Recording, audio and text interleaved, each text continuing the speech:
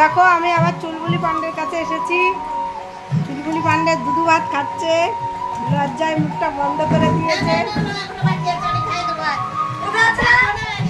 আর দেখো কত কলা কলা ভিডিও, কত কলা পেড়েছে।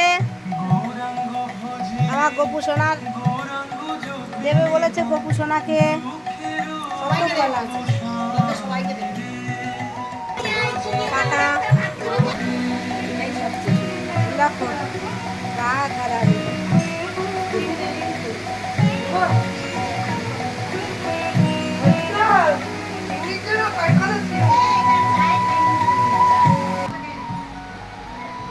গপু বেরু এসেছে,